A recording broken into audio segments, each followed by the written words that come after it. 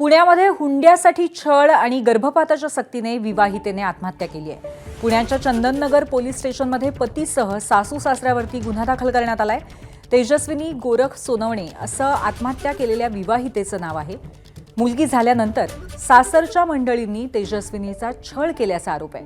फ्लॅटसाठी 3 लाख आणि अधिक मासात सोन्याच्या अंगठीची मागणी केली, मारहाण करून माहेरच्या लोकांची संपर्क तोडायला भाग पाडली असाही या संदर्भात आरोप करण्यात आलेला आहे। एक अतिशय दुर्दैवी अशी बातमी आहे। तेजस्विनी गोरख सोनवणे असं आत्महत्या करणाऱ्या या महिलेचं नाव आहे आणि पुन्हा एकदा हुंड्यासाठी छळ आणि अशा पद्धतीची हत्या झाल्याची बातमी, आत्महत्या झाल्याची बातमी समोर येते। आज पुन्हा एकदा वैष्णवी हागवणे चंदननगरमध्ये घडला। काल माझ्या बहिणीने तेजस्विनी शामराव गवळीने घरच्या जाचाला कंटाळून गळफास घेतला।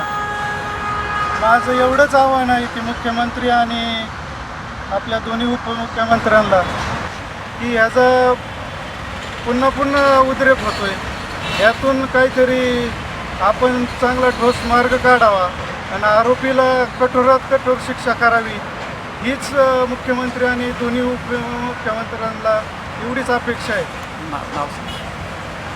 आणि आरोपीचं नाव आहे गोरख संभाजी सोनवणे।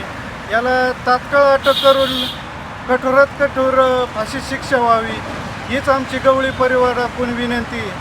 हा राहणार निरवी, तालुका शिरूर, जिल्हा पुणे या ठिकाणचा आहे, पण काही वर्षापासून पुणे येथे चंदननगर बायपास इथे वास्तव्यास होता। वारंवार पैशाची मागणी करत होता, घरासाठी, वैयक्तिक प्रॉपर्टी खरेदी करण्यासाठी। हा बिल्डरची कामं करत होता, मोठ्या बिल्डरचा यांचा काहीतरी संबंध आहे। याच्यामुळंच माझ्या बहिणीने काल रात्री 10 वाजता आत्महत्या केली। हे मुख्यमंत्र्यांनी एवढं लक्षात घ्यावं आणि ह्याच्यावरती कठोरात कठोर कारवाई करावी, नम्र विनंती। धन्यवाद।